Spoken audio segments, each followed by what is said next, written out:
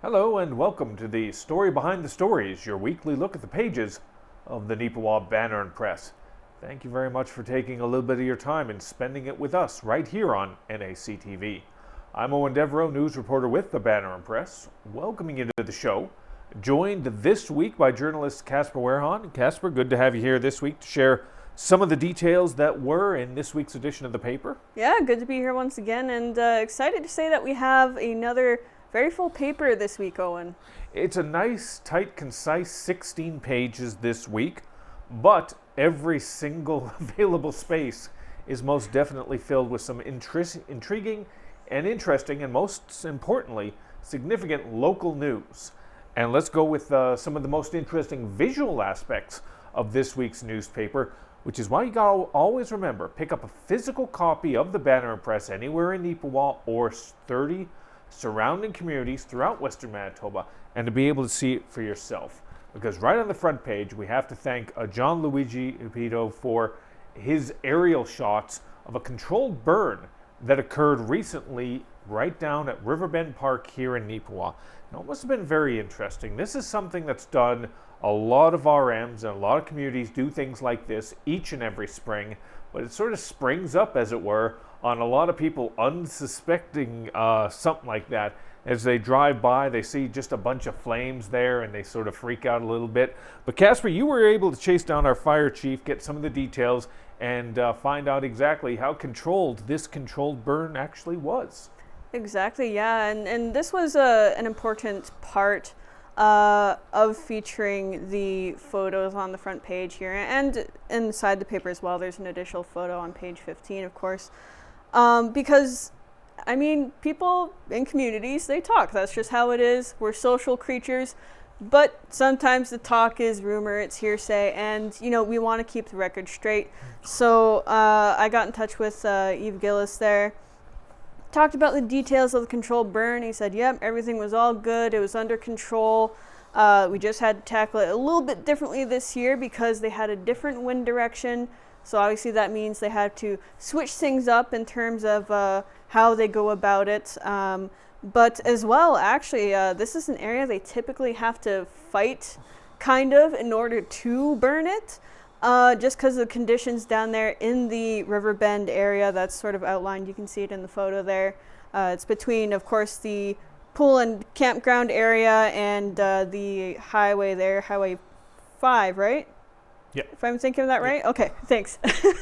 But this year, conditions were a lot drier, so they were able to get that going easier and get it cleared up. And I mean, this is something good that they tackle each and every year, because the purpose of this really is to prevent any accidental burns. They don't want anything catching fire from a spark from, say, a motorized recreational vehicle, or, you know, people, as they do, they throw cigarette butts somewhere that maybe they perhaps shouldn't be, but, you know, that sort of stuff happens. So this will help, or is intended to help, any incidents like that from happening. That's right. Now we do have, and we're very appreciative of John Luigi, who was able to get some very dynamic aerial pictures of the burn. You can see them on page 1, of course, and page 15 of this week's edition of the Banner Press. We had other pictures as well from John Drinkwater. If you're a consistent and loyal viewer of NACTV, you are familiar with John's work. He does so much great video and camera work for NACTV now. And he was able to contact me as it was happening, inform me of what was going on, and get some ground shots. Originally, we did have those pictures in this week's edition of the Banner Press, but we unfortunately ran out of a little bit of space just between you and me. All right, just keep this to yourself there. There's a very specific reason why, unfortunately, we had to pull John's pictures from this week's edition of the paper. As we put it together, as you know, we're reporters, but we're also more than that. We're editors, we're page selectors, we're page builders, that type of thing. So as I put together the paper, every Tuesday I get all the ads, the run sheet of all the different ads, and I put the ads on the pages and all that sort of technical stuff. And I had done something like that, and then what the space we have available, we put our actual news on there, the stuff I actually care about. Again, don't share that with Ken. The ads are wonderful. We very graciously accept all ads you may have out there to support the newspaper. But again, I was focusing on the news portion of it. And then about a half hour, 20 minutes before we had to send this off, we're going through the run sheet. We have to check everything, make sure everything that's supposed to be on the page is on the page. And it's like halfway through, about 2/3 of the way through, and Casper can attribute this as well. There was a look on my face. It was like, because I had accidentally left an ad off. I had originally put it on, but then ads get moved on the page. So I moved it from page 16 to what I thought was the middle of the paper. It was a color ad, and I thought I had moved it. Turns out, nope, I didn't. And I'd completely forgotten about that ad. So now, with 20 minutes left before we have to go and send it off to Killarney so it can get printed, we have to figure out a way in a 16-page paper, crammed full of very important, significant news, which we are going to talk more about on this episode of the show. So I have to figure out, in a 16-page paper with only 4, 5, 6, 7, technically 7 available color pages, excluding the front page, how I'm going to find half a page color ad in there. Because that's why I'd forgotten. It wasn't a little tiny ad. It was a half-page ad that I had completely forgotten about. So we had to end up taking 3 pages and just on the fly, just completely rebuilding them with 10 minutes left before we had to send them off. So it's not something we do on a regular occasion or regular occurrence. We've gotten pretty good at getting our stuff done well in advance, except when the old man forgets things. And I forgot something, but we were able to get it on the page, and we were able to change around a couple of those and make it relatively seamless, relatively painless. But unfortunately, sometimes there are some newspaper casualties in that type of last-minute build, and this week it was unfortunately some of John Drinkwater's great pictures. So I apologize to John. Thank you for taking them for us, but we weren't able to get them on there. We did have them on there initially, John, but my bad. So, but again, if you want to learn a little bit more, don't forget to pick up a copy of the paper. You can see the information on the front page and some additional details on page 15 of this week's edition of the Banner Press. Also on the front page, we've got some little bit of math on the go right now in terms of Neepawa's financial plan for 2024. This is the time of year every spring where they get their budget together and figure out where they're going to put some of the money that is necessary to keep a community the size of Neepawa going and moving forward in the right direction. So they figured that out, and unfortunately, it does mean a slight tax increase for local homeowners. They're going to be seeing about a 2.1% increase on their property taxes this year. Last year it was 1.5. This year it was 2.1. But always remember this thing here. It honestly could be a whole heck of a lot worse.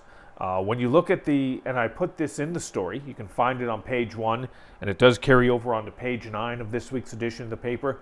2.1% is still less than the national rate of inflation, which for March went from 2.8 to 2.9%. So we're paying less than the cost of inflation. In the grand scheme of things, that's all right. I know we'd much prefer to have that money in our own pockets. I know I would. Casper, as opposed to having money or not having money, I'm sure you're okay with money. I sure am okay with money. And I mean, we were talking about this before the show as well, but compared to Brandon as well, like I believe you said theirs is 9.8%, and then it's going to go up to 10. I'm so surprised. I mean, I know it's a larger area to cover and do things with compared to Neepawa, but they do have a larger population as well to draw from. Yep. So the difference of like 7.6% from Yeah. here to there just boggles my mind. Again, that's one of those things we talked about. We pay attention to other communities and what's happening there as well. Brandon, about a month ago, came up with their financial plan for the year, and it is, if I remember right, about 9.7, 9.8% it's increasing. I have family that still live in Brandon, and they most definitely have noticed it, and they're not too happy with it. And it is very unfortunate. So when you come over to Neepawa and you see the 2.1% increase, you know, like I said, we, all things being equal, you know, we prefer to keep status quo. But it's still a smaller increase than Brandon, and it's still a smaller increase than the rate of inflation, and that's not bad. But more in tune to that, you're probably wondering, we don't mind paying more as long as it gets spent where we hope it gets spent. Where are they going to be spending it? Well, we only had a certain amount of space in this week's paper. I'm going to be following up with an expanded story on that in next week's edition of the Banner Press, but I can share with you some of the basic details of some of that spending this year. They do have plans in place. They want to do some capital planning and some utility spending. One of the biggest ticket items in terms of capital purchases is going to be finally the paving of the parking lot for the fire department, our new fire department. That's going to be around $150,000. They've also set aside, and I know you're interested, if you live in Neepawa, I know you're interested in this, they've set aside some increased cash for road construction and road work upgrades. It's going to be about $769,000 in road construction and drainage and road upgrades of about $261,000. It's something everybody's been talking about. If you live in the community of Neepawa, kind of if you live in any community this past winter, you're complaining about the way the roads are. And council hears you. They drive those same roads that you drive. They drive those same roads I drive. And they've tried to do the best they can under the circumstances. They put some money into that. In terms of specific locations, I don't know that just yet. As soon as we do find that out, though, we're going to get that information to you as quickly and promptly as possible. One other item of note for this is every year they give out grants to certain local organizations, nonprofits, in order to help them. This year they've increased the amount that's going. It's going to be about $161,000 in total. That's going to 15 different community groups and organizations. The big ticket item, of course, as well, is $103,000 of that is going to the Yellowhead Center. Again, if you are in Neepawa, you know the unusual circumstances of the Yellowhead Center. It's volunteer run, volunteer operated. It's one of the few communities in all of Western Manitoba, for sure, and perhaps even Western Canada, that is not operated and owned by the community themselves in terms of the municipality, the town, the government, as it were. So, but they still do help out with that, $103,000 going towards that. Other things that are getting some support include Neepawa softball and baseball. The NACTV actually is getting a small endowment. Citizens on Patrol, Neepawa on Bloom, Margaret Lawrence. If you want to find out the specifics, though, always remember you got to pick up a copy of the paper. We're just giving you a taste of some of that information right here on the show, but we want you to pick up a copy of our paper and get the full perspective on that. And see some of those ads as well that I keep forgetting to put on pages. So you can find it again. It's on page 1, carries over to page 9 of this week's edition, and more expansive details will be appearing in a future edition of the Banner Press. Hopefully, you know, some people don't like to get into the dollars and cents of these types of things, but these are the types of stories that I think are very important for you to sort of take a moment and to look through, because it's your money and it's my money, and we need to know where it's being spent, and we need to know that it's being spent hopefully the right way. Definitely. So, and yeah. I mean, Eoin, you always do a great job of making things like this digestible and easy to understand, so always appreciate your work on these stories. Yeah. So there it is. And once again, appreciative of the town council. It's a thankless job a lot of times. I've always said municipal government, of the 3 tiers of government, is the most thankless of the 3 tiers of government, but has the most direct impact on you and me on a daily basis. So that's that. So we can move on from there and talk about some positives that are going on. We have the Smile Cookie campaign for Tim Hortons. Every spring, that's a big campaign nationwide. It helps out local organizations. And this year for Neepawa, it's going to be helping out a great local organization, Salvation Army and Neepawa Community Ministries, in the assistance of the expansion of their food bank.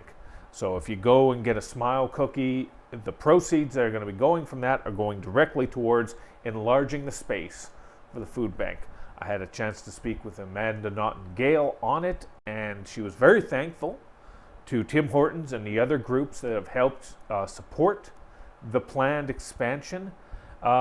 She says it's wonderful, but at the same time, it's a little disappointing because it's a necessity. The amount of people who are using the food bank now in 2024, comparatively to how many used it in 2022 and 2020, that number has grown shockingly. You can find that exact number in the story. I hope you check it out. And she says they want to be able to do something with an expanded food bank that's more of a shopping style, to give some dignity to the concept, to give some dignity to the process. And it's wonderful to see them helping, but at the same time, pardon my French, it's a damn shame that it's something that needs this type of help. It's a damn shame that we are in a place right now where there are families that have to go without, and they have to go to these types of supports in order to fill those blanks. But it's wonderful to see people understand that there is a need and are willing to step up in this manner to help. Absolutely. It's definitely a boon that we have an organization like the Neepawa Community Ministry Center here to help with that. And I mean, we've talked with Amanda Nightingale in the past. We've done these stories in the past of, the increased usage over the years. I mean, reasons for that consistently have been increasing cost to, groceries and just living in general. And I mean, as things continue to increase, we're definitely going to see that trend continue unless things take a turn for the better there in terms of prices and all that. And then we can hopefully see those numbers start to go down a little bit more towards what they were before. Because I mean, yeah, the number in there for the consistent usage as it has grown over the years is very significant if you go and look at it in the story there. And with the expansion here as well, it's good to see them going towards something like this, because this is something they've been trying to incorporate more for the past few years, actually, is allowing more choice on the part of the people that they are assisting, giving that freedom of choice, giving that extra sense of dignity whenever they do go to use the services that they provide. I'm going to let you, actually, I said go check out the story for yourselves, but let's give away one number if you've got it marked down on yours, Casper. The percentage increase is what surprised me. Do you have that in your notes there? Oh, yes, I see it right here. 260% increase. That is major. It's not 100%. It's not 150. 260. 260% increase in usage for the food bank in Neepawa in 4 years. That is an astonishing number. That is an unprecedented number, and that is an unfortunate number to see for a community such as ours. So again, hopefully you support them in terms of buying some Smile cookies, and hopefully you'll support them as well in terms of if you have non-perishable food items, if you have household items like toilet paper or paper towels or anything extra like that you'd be able to donate. Every little bit helps, most definitely.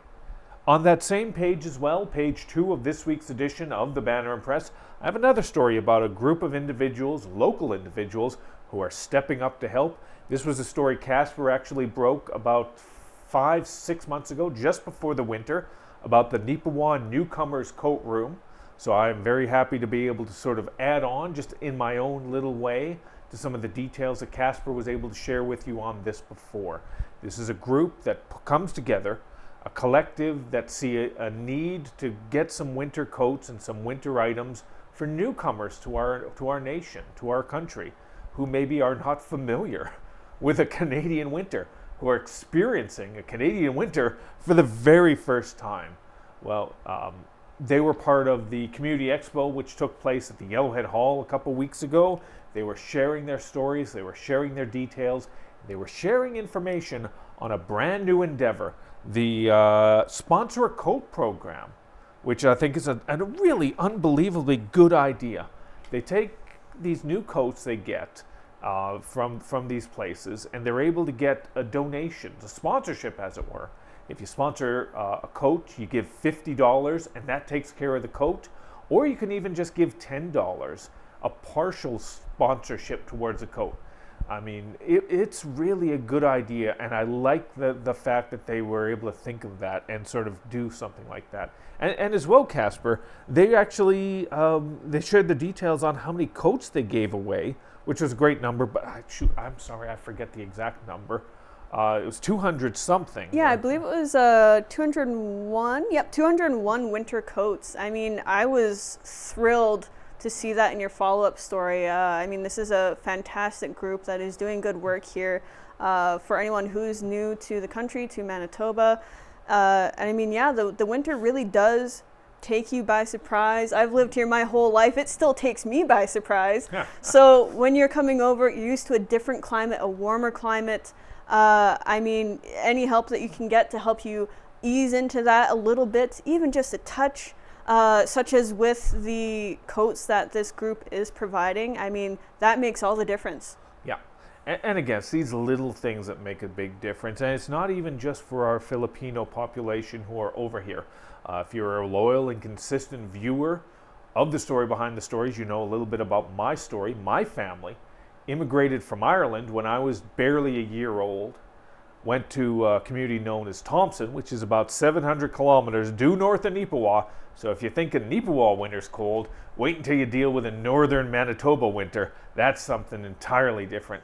I think of, God, what if we had had some sort of an organization like this that would have been able to assist us back in the day, how supportive and how appreciative we'd have been for that. So I see that, and I see them doing it for these new arrivals, and it makes me feel pretty good about this community and the spirit they have in order to help others. Once again, don't forget, you can find this story on page 2 of this week's edition of the Banner Press. Hopefully you'll take a few minutes and educate yourself on some of these things, and maybe a little down the line when the weather starts to turn just a little bit, maybe help them out on that as they head into the year 2. All right, let's talk to Casper about your story here about some science. Yeah, science! Woo! Woo! And some students, some local students, who really were able to take science to that next level. Definitely. Every year, the Western Manitoba Science Fair is held at the Brandon University. I think it's always the Brandon University.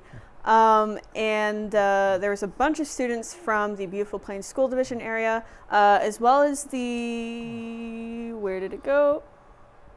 Was it Glenboro? I think it was Glenboro. I apologize if I'm wrong. I didn't have that particular section highlighted, but I believe it was the Glenboro area, which is also in our coverage area.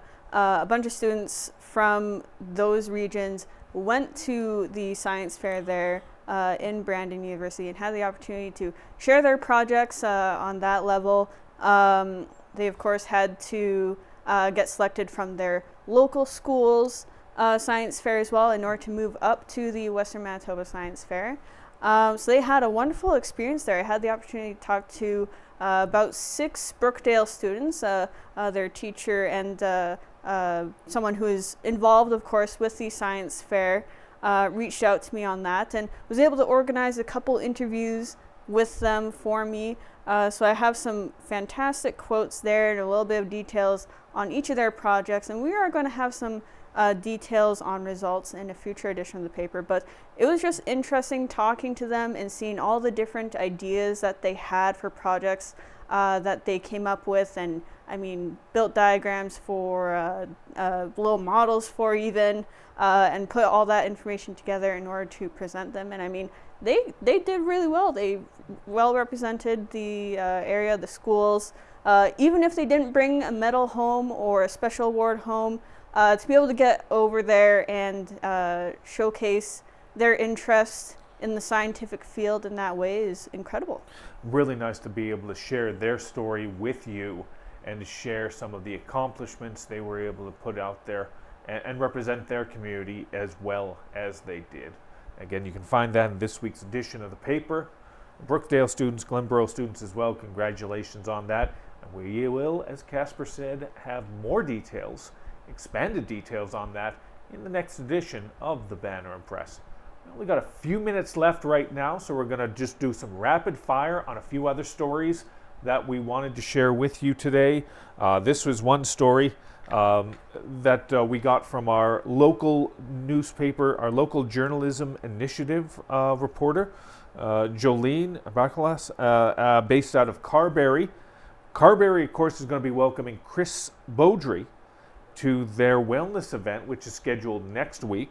For those of you who are unfamiliar with the gentleman, Chris Beaudry was one of the coaches, an assistant coach with Humboldt Broncos Junior A hockey team when they had that extremely unfortunate and tragic accident on a bus several years ago. He was one of the ones that survived, but he was also one of the ones that was impacted, significantly physically and emotionally impacted by the accident. But now he is sharing his story. He is sharing his wealth of knowledge of how he came back from that, survived it as an individual through his family, through his friends, and just through his own sheer will. And it's a wonderful thing that's going to be going on. So if you have a chance, I don't usually do these types of commercial type things, but I'm going to do a little commercial for this one here. Chris Beaudry is the keynote speaker. He's going to be at the wellness event down in Carberry. It's going to be occurring on April 23rd. So if you get an opportunity, if you go down to Carberry and check it out, I think it's worthwhile. Hopefully you will be able to. There's so much we could talk about more, but there's only so much time in the day, and there's only so many minutes in a half-hour show. 30 of them, I believe, more or less, unless inflation has really cut it down. Maybe there's only 23 now. Back in 2020, 30 minutes was 30, but now it's only 23. Everything's gone sideways. I don't know what's up, if up is up and down is down anymore. Darn you, government. All right. But that's why you got to pick up a copy of the Banner Press and see for yourself some of the other stories we just didn't have time for, like the opening of the Neepawa Golf and Country Club and the planned weekend that's going to be opening up, the re-signing of Ken Pearson and Zach Hicks for the Neepawa Titans Junior A hockey team, as well as some of the successes of a Carberry Junior varsity basketball team. We've got those pieces as well in this week. That's why, remember, you always got to pick up a copy of the paper, a physical copy.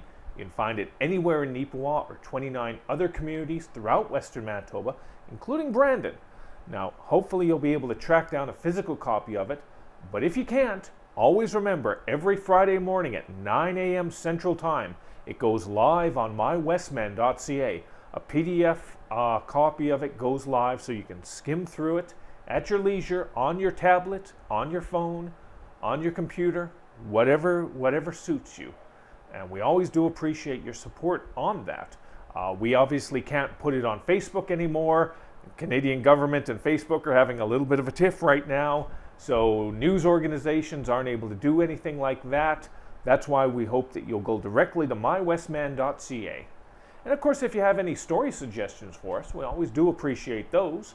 You can reach us at 476-3401 or at news@neepawabanner.com. Any suggestions you may have, we'll try and get to them as best we can. We always do appreciate them. So again, Casper, thank you very much for sitting in and sort of walking us through some of the information you had. Always appreciate it. Yeah, thanks again for having me here, and I'm looking forward to the next one. And once again, thank you to you, the viewer, for tuning in each and every week and sharing with us the stories behind the stories. We hope to see you again right here on NAC TV next week. Have a fantastic day.